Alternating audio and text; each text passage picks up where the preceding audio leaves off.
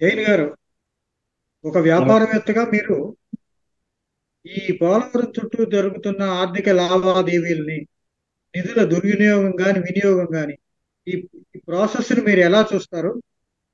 ఇంతకు ముందు చూసిన ఏదైనా ప్రాజెక్టులో ఇలాంటి నడక కానీ ఇలాంటి పరిణామాలు కానీ సంభవించాయి మీరు చూసారా? కేంద్రం కట్టవలసింది మనం నెత్తిన పెట్టుకోవటం ఎందుకు అసలు? మొత్తం బాధ్యత కేంద్రంది. దీని మీద ఇప్పుడు వరకు రేపు పోలవరం చరిత్ర రాయబడితే సొంటి రామ్మూర్తి గారి దగ్గర నుంచి ప్రారంభం అవుతుంది. అంజయ్య గారు పాపం తాపత్రయపడ్డాడు, శంకుస్థాపన చేశాడు. కానీ ఆ తర్వాత 25 సంవత్సరాలు దీన్ని ముట్టుకున్న నాదుడు లేడు. రాజశేఖర రెడ్డి ఒక్కడే రేపు ఈ ప్రాజెక్టు పూర్తి అయినా సరే ఆ ఘనకీర్తి రాజశేఖర రెడ్డి చరిత్రలోనే లిఖింపబడుతుంది, ఎవరు ఏందన్నా. దీనికోసం తన హయాంలో ఆయన ఉండవల్లి అరుణ్ కుమార్ అనేటటువంటి పార్లమెంట్ మెంబర్ ని ప్రత్యేకంగా పోలవరం వ్యవహారాలు చూడమని అక్కడ ఢిల్లీలో నియమించారు. దీని మీద ఒక సమగ్రమైనటువంటి పుస్తకాన్ని కేవీపీ రామచంద్రరావు రాశారు. రాస్తే ఎన్ని దశలో ఎంత తాపత్రయపడ్డారు. ముఖ్యంగా కావాల్సింది ప్రాజెక్ట్ నిర్మాణాలు అయిపోతాయి, కానీ చాలా ప్రాజెక్టులకి కాలువల నిర్మాణం జరగకుండా సద్వినియోగం కానివి ఈవేళకి ఉన్నాయి 25 సంవత్సరాల నుంచి. దాన్ని దృష్టిలో పెట్టుకొని ముందు కాలువల నిర్మాణం జరిగింది. ఆ తర్వాత ప్రాజెక్ట్ ఇప్పుడు ఏ హైట్ కి అయితే ప్రాజెక్ట్ కట్టాలో ఆ హైట్ కి కట్టే ఉద్దేశం ప్రభుత్వానికి లేదు. కాబట్టి ముందే అక్కడ ఒక పంపింగ్ స్కీమ్ పెట్టేశారు. ఆఖరికి అది పంపింగ్ స్కీమ్ లెవెల్కి వచ్చింది. దీని కింద గోదావరి జిల్లాలో 7 లక్షల ఎకరాలు, కృష్ణా జిల్లాలో 23 లక్షల ఎకరాలు, ఉత్తరాంధ్రలో 8 లక్షల ఎకరాలు వరకు స్థిరీకరణ జరుగుతుంది. ఇది ఈ ప్రాజెక్ట్ ఆ లెవెల్కి పూర్తయితే. ముందు అనుకున్న లెవెల్కి అయితే 960 మెగావాట్ల విద్యుత్ లభిస్తుంది. ఎంత అంతా కాదు. అసలు మొట్టమొదట సిడబ్ల్యూసి డిజైన్ ని పక్కన పెట్టేసి ఈ డయాఫ్రామ్ వాల్, ఎగువ కాపర్ డామ్ పూర్తి అవ్వలేదు, దిగువ కాపర్ డామ్ పూర్తి అవ్వలేదు. బాదరాగా ఏదో ఏంటంటే పారిపోతుంది, సీజన్ వెళ్ళిపోతుంది, కమిషన్ ఏజెంట్ కాదు.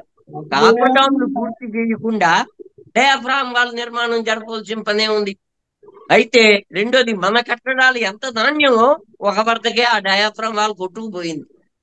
రేపు ఎప్పుడైనా ప్రాజెక్టు పోతే మనం పూర్తి ఏ పనైనా చేస్తామంటే దాన్ని ఆ కాపర్ డాములు పూర్తి చేసి ఆ తర్వాత డయాఫ్రామ్ నెమ్మదిగా జరుగుతుంది.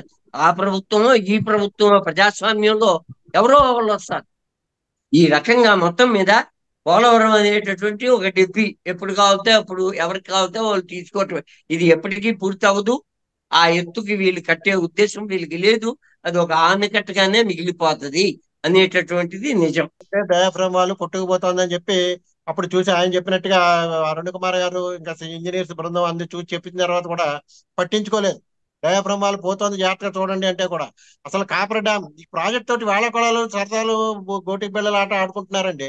అది ఒక ఎంత ప్రాజెక్ట్ అంటే అది కాపర్ డ్యాములు, ఎగువ కాపర్ డ్యాము, దిగువ కాపర్ డ్యాము పూర్తి కాకుండా పైగా కాపర్ డ్యామ్ అన్నదేం పెర్మనెంట్ కట్టడం కాదు, అది తాత్కాలిక కట్టడం. అవి కూడా కాలదోషాలు పట్టాయి. ఇన్నాళ్ళు ఉండవు అవి. మళ్ళీ ఇంకా 4 సీజన్లు పడుతుంది అంటున్నారు. 4 సీజన్లు పడుతుంది అనుకుంటే ఆ నాళ్ళు కాపర్ డ్యాములు ఉండవు. కాపర్ డ్యామ్ మళ్ళీ కట్టుకుంటారా? కాపర్ డ్యాములు కట్టుకుంటూనే కూర్చుంటారా?